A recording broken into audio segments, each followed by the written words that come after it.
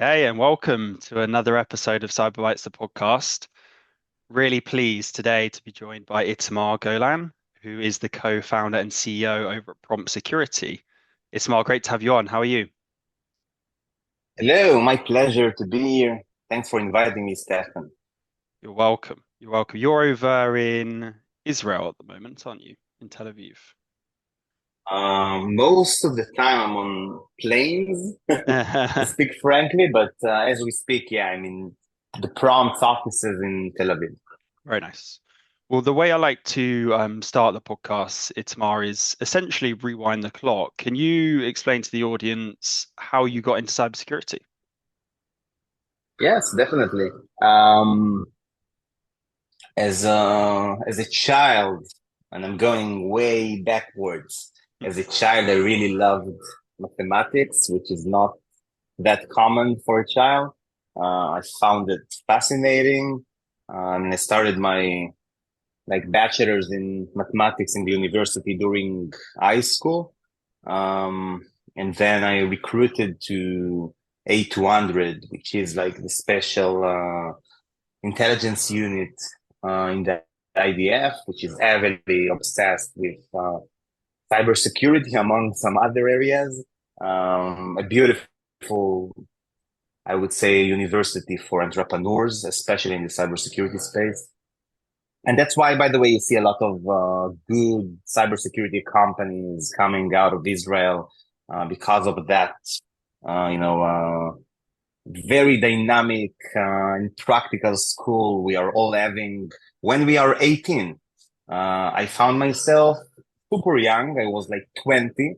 I was major, if I'm translating right the ranks to English.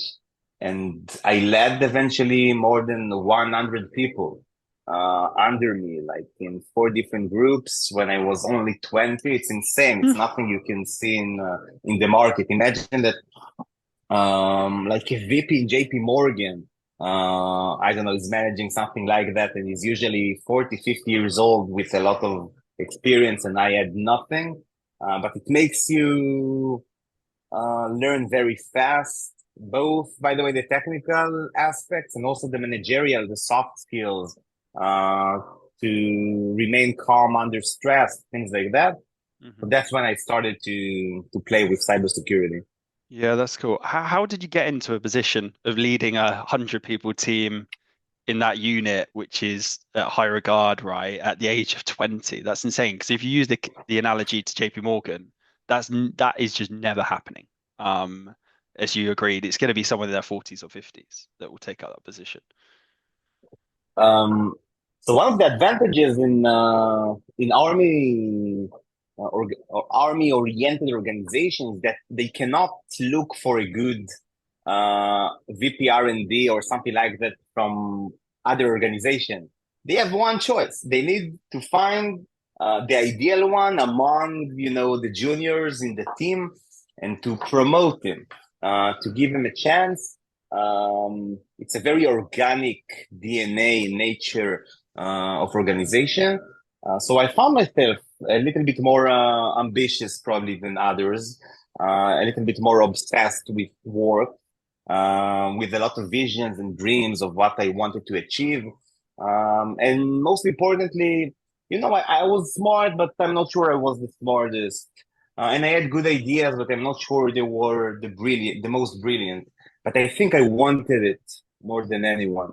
Mm. I was the most hungry man in the room, which, by the way, today is when I'm building my own company and we see our success, and I'm starting to even consult to VCs and investors about which skill is the most important one when you choose an entrepreneur. So I'm always saying the fact that is going or she is going to be smart, this is trivial. And they need to find a good market and a good product and a good team. This is all basic. But the most important skill, way above all the others, and I think Sam Altman said it as well in a previous interview I've seen of him. You need to have like a few standard deviations among average in your persistency and ambitiousness and hungriness. So I think that was the main accelerator. Yeah, I feel like to be a CEO and building a business like you are, you kind of have to be a little bit insane to a degree. You've got And another way to put it. I totally take it on myself. to Yeah, yeah. just because there's so much dedication and passion and hunger that goes into that, right? And what is it about the 8200 unit that you think is like, why are there so many successful people coming out of that unit? Um, I don't want to get into politics, but I would speak about the actual facts. No Yeah. matter which side you support, Israel is a country in a very complicated region. We can all agree on that, right? Um, and that makes us demand from the army and especially from this unit, which is responsible for intelligence in the cybersecurity space, to be on top of everything, to know as much as we can. We have no other choice. We've seen like 2 years ago what happened when we are missing some intel. So by nature, IDF and especially the intelligence unit and specifically A200 is looking for the most brilliant people Mm, around mathematics and statistics and coding to onboard and to help solving those complex riddles around cybersecurity. mm, yeah, It's interesting. like the Ivy League of Israel. Yeah. Yeah, it sounds that way. And so before you started prompt security, I know you were leading initiatives at like Checkpoint, for example, and Orca Security. When you were actually looking out and seeing where there was a need out there, what was it about the security for AI or AI security market that was like, damn, I need to start this company? Yeah, that's a good question. And apparently, and I understand it now. It wasn't that clear for me a while ago, but I always preferred AI and data science and machine learning. That was my main passion. I love numbers. I love statistical models. I was playing with, logistic regression and things like that before we even thought about neural nets. So even when I was in cybersecurity organization, I led the AI initiatives. Even in A200, I was leading data initiatives. So practically, I lived in the intersection of AI and security for a long time. Most of my career, I was building with AI better security in that path. And I knew that I need to build a company around security because we're good at that in Israel. And I have the relevant experience, and I know how to how to build security products, and I know how to build go-to-market motions and to sell it to CISOs. So it needed to be in security, but I wanted it also to be in the realms of what I love, which is AI. So practically there is no other choice building a security solution for AI, and that was like 5 or 6 years ago. But back then, I knew very modestly as a buyer myself because I was leading AI initiatives in companies that not enough AI deployments were in production, so it wasn't an enough commodity AI to sell a security solution for it. It was something, niche in the basement of some data scientists, not like today that any bloody marketeer or a financial guy or product marketing, everyone is using ChatGPT and Jasper and Notion AI, and I can keep on going forever. So although we had the relevant experience and I had the passion and I knew this is something that will be required, security for I knew another thing as well, which is sometimes not very emphasized in the life of an entrepreneur in a business. Timing. I knew that the timing is not precise, and I waited on the sidelines quietly for around 2, 3 years until I felt a little bit before, by the way, the hype of ChatGPT web application. So our timing was amazing when myself and Lior, my co-founder, felt like this is going to be exploded in the next few Mm, months. Then we pushed the gas. Love it. What on that timing piece, is it a bit of luck, or is there some more calculated like reasoning behind why you launched when you did? Great question. Um, I think, like always in the life of entrepreneur, it's a very good mix, and I don't know the precise weights and distribution, but it's a very mixed combination of intuition or luck. You can phrase it whatever you would like, along by some reasoning and calculation. I was looking on, the amount of AI projects getting into production. I was looking on the amount of data scientists onboarding into new organization. I was checking all the time the accuracy and the capabilities of LLMs before anybody in the street knew it. I played with transformers on my own computer. I saw when they were bloody shit, literally very bad. And I've seen them progressing towards something I could eventually use. And I was looking on all of those functions, and I felt that when the slope was positive enough, including my intuition or luck, I cannot put luck completely aside, and that was the right time for me. Love it.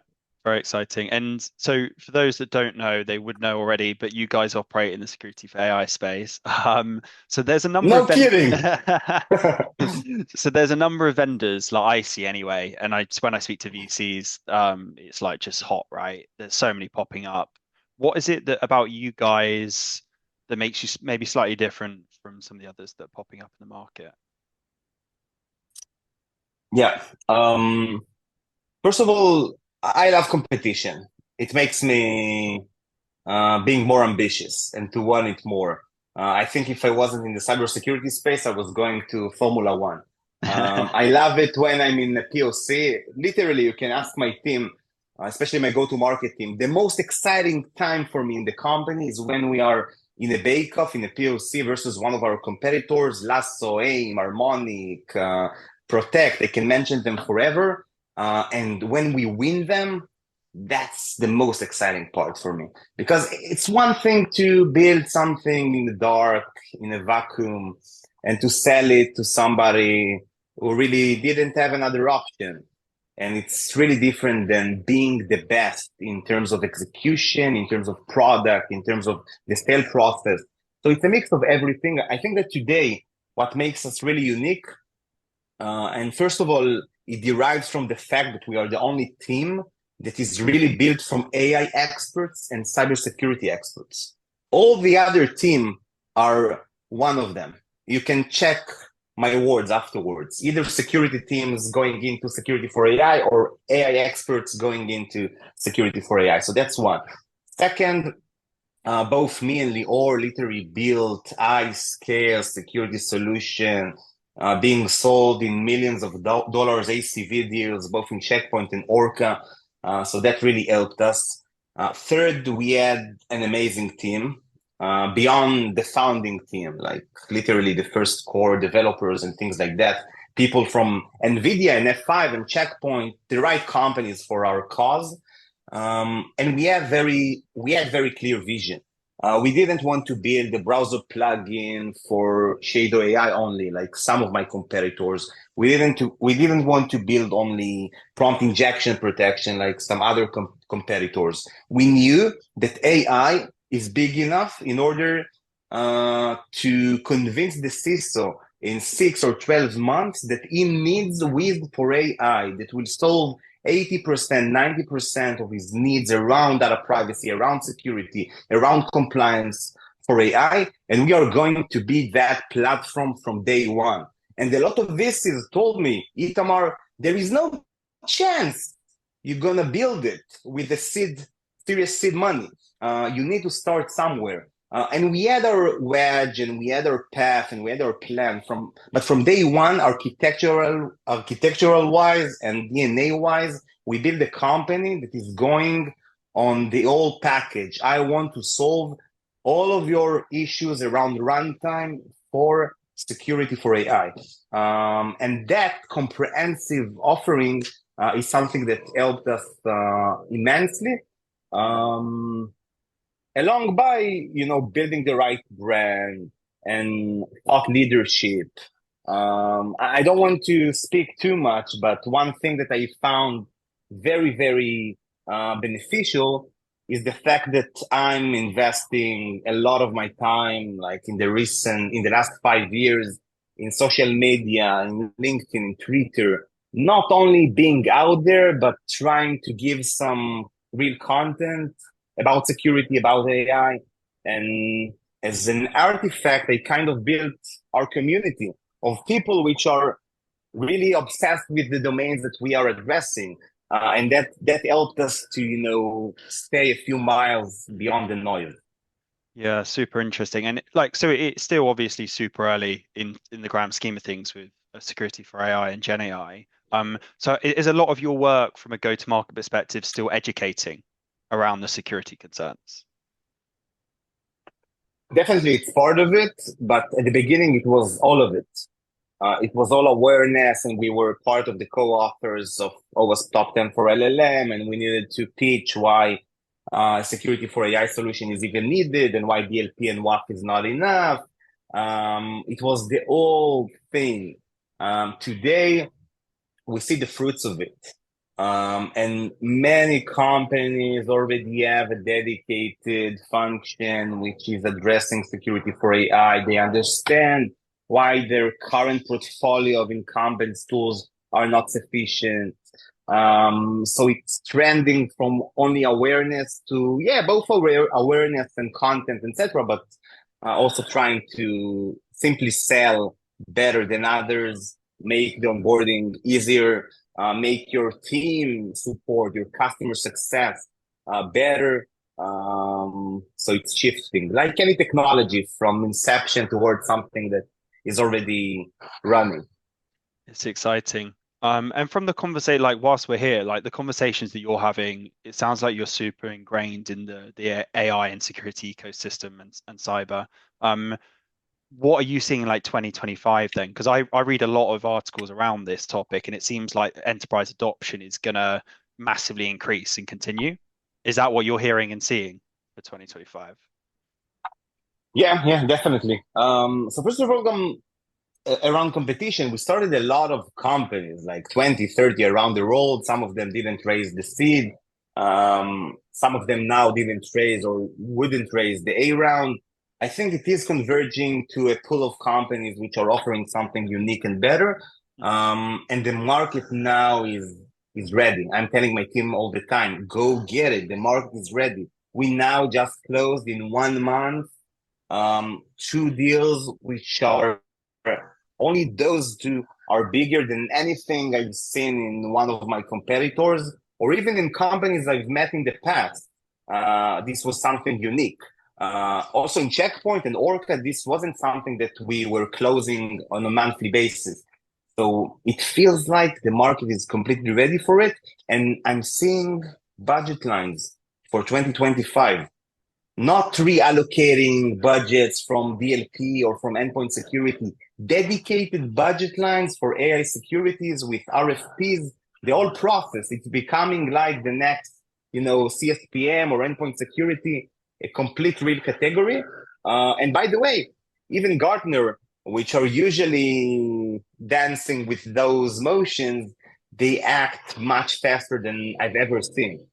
They have huge team only dedicated for it, releasing publications in an insane pace.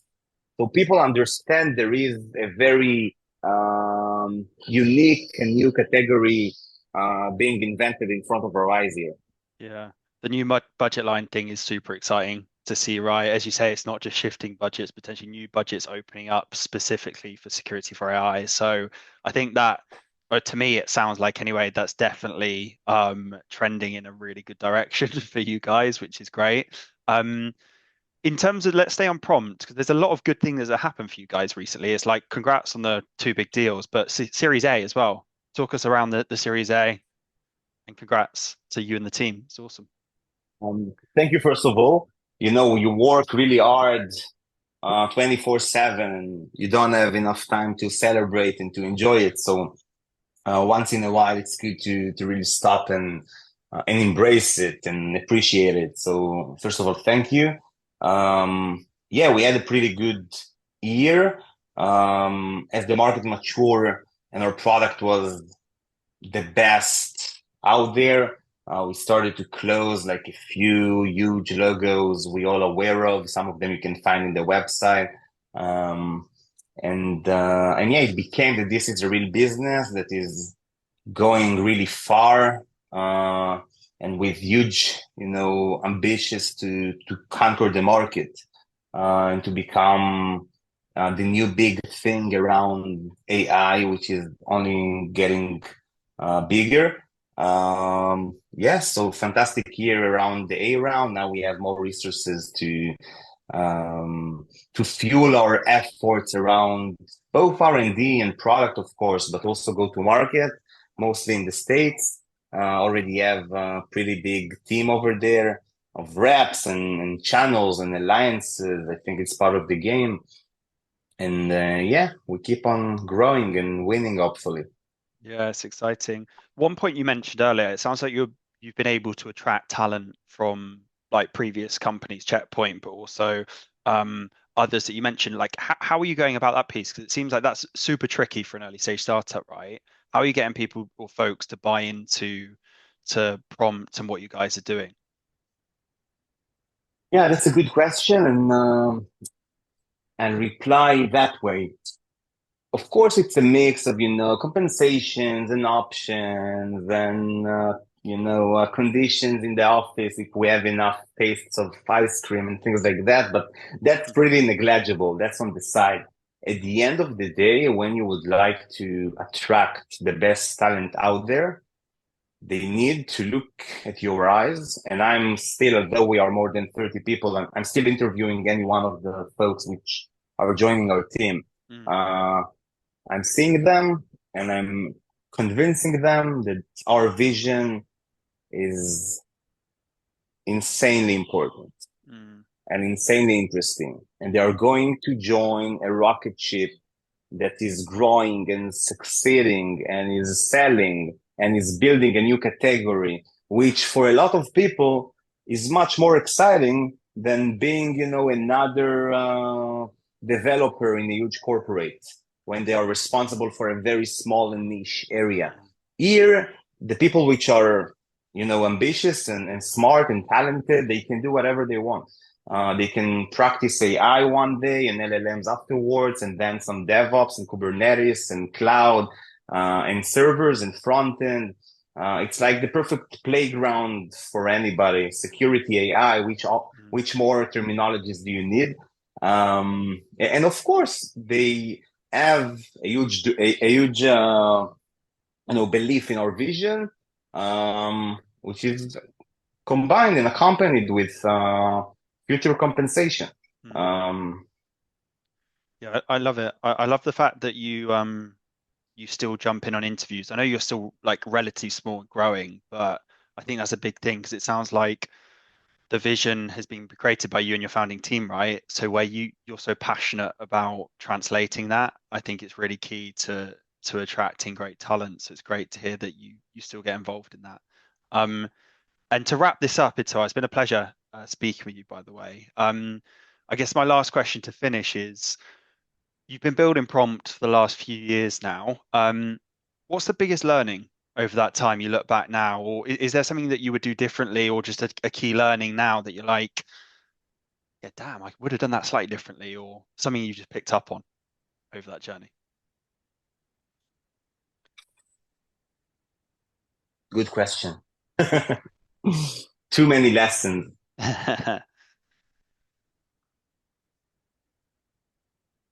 I think the most important lesson, and I'm talking as an entrepreneur, less than the business. We can speak about it too.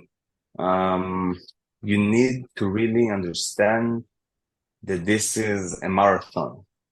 And in marathon, which is not the ideal analogy here, and I tell you why, you run for a long time and it's tough and tiring, but it's pretty much the same the whole we calculate it we count it in kilometers. So the all 42 kilometers are the same.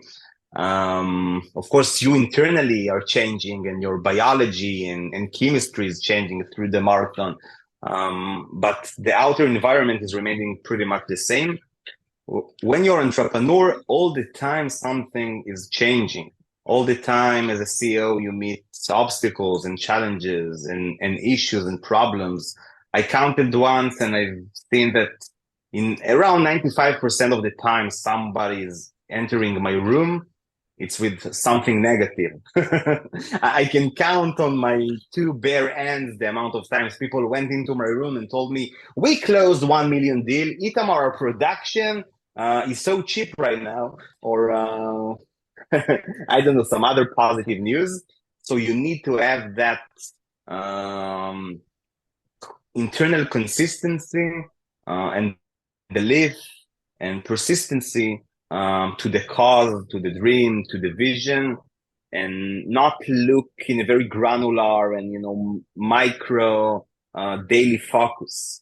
Because you would have some bad days. For all the entrepreneurs out there, you would definitely have bad days. Maybe most of the days wouldn't be that amazing, but you need to look at that in a macro way, as a huge marathon when you have your big dream.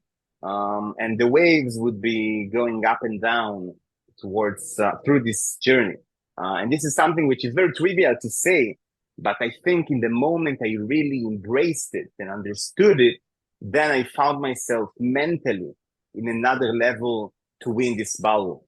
Today, I don't see, and you said that CEOs are a bit crazy, but I don't see any obstacle, any problem, any issue that we couldn't solve. It might take us more time. It might be harder, but we will get we will get all of them solved eventually. Love it. Well, it's been an absolute pleasure to have you on, dude. Thanks for coming on. I've enjoyed speaking to you a lot. Great to hear the story about prompt security. Sounds like you're just gearing up for even more success over the next couple of years. So thanks for coming on the show. Really enjoyed it too. And again, thanks for inviting me. Take care. You're welcome. Speak soon. Thank you for listening. If you've enjoyed today's show, please like and share with your friends and colleagues, as this is really important for the show's reach. If you'd like to be our next guest or are interested in Aspiron Search's staffing solutions, please get in touch directly with me or reach out to us via our website www.aspironsearch.com.